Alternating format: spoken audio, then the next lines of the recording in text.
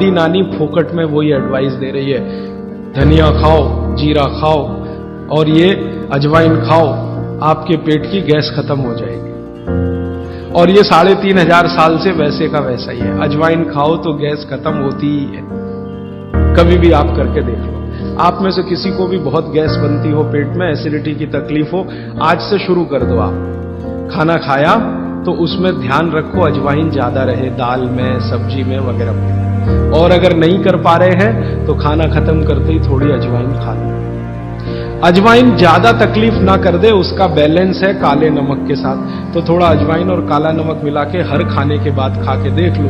3 दिन में ना आपकी गैस बंद हो तो आप जो कहो मैं हारने को तैयार हूं। ये गारंटी मैं नहीं दे रहा हूं, ये गारंटी अजवाइन दे रही है।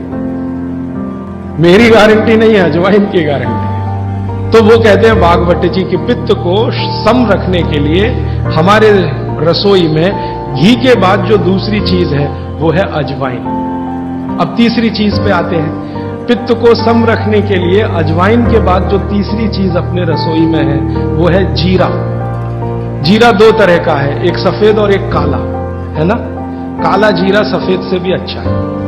आप एक नियम ध्यान रख लो, मैंने आपसे कल कहा था, जिस चीज का रंग जितना गहरा वो उतनी ही अच्छी, भगवान की बनाई हुई, मनुष्य की नहीं। मनुष्य ने तो पेंट भी बना दिया है, बहुत गहरे रंग का है। भगवान की बनाई हुई हर चीज में ये नियम आप देखना कि भगवान की प्रकृति की बनाई जो चीज जितने गहरे रंग की है उसकी क्वालिटी उतनी ही अच्छी है। तो जीरा 2 है, एक सफेद और एक काला।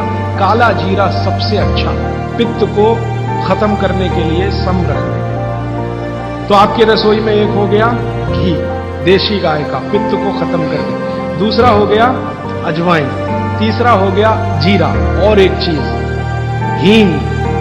हींग तो आप सब समझते हैं। हींग भी भगवान की बनाई हुई है, आदमी ने नहीं बनाई। हींग के पहाड़ होते हैं, जैसे पत्थर के पहाड़ होते हैं ना, वैसे हींग के पहाड़ होते हैं। हींग वहीं से आती है। तो हींग है, जीरा है, अजवाइन है और देशी गाय का घी। अब इसके नीचे आता है धनिया। धनिया 2 तरह का है, एक सूखा और एक हरा। जब तक हरा उपलब्ध है आप खाइए, जब नहीं है तो सूखा खाइए। दोनों की क्वालिटी एक ही है। सूखे धनिये में कोई कमी नहीं आती। आपके मन में यह प्रश्न है ना, हरे पत्ते का धनिया में कुछ ज्यादा होगा, सूखे में कम, बिल्कुल नहीं है, दोनों में बराबर है। सूखने के बाद भी उसके गुणधर्म में कोई कमी नहीं। अब ऐसी पूरी लिस्ट है, मैंने तो आपको 5-7 बता दिया पित्त को कम करने के लिए क्या क्या। आपको पूरी लिस्ट है तो 108 है।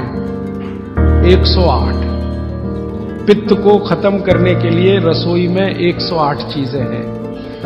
वो पूरी लिस्ट देखनी है तो वो किताब है, आप ले लेना।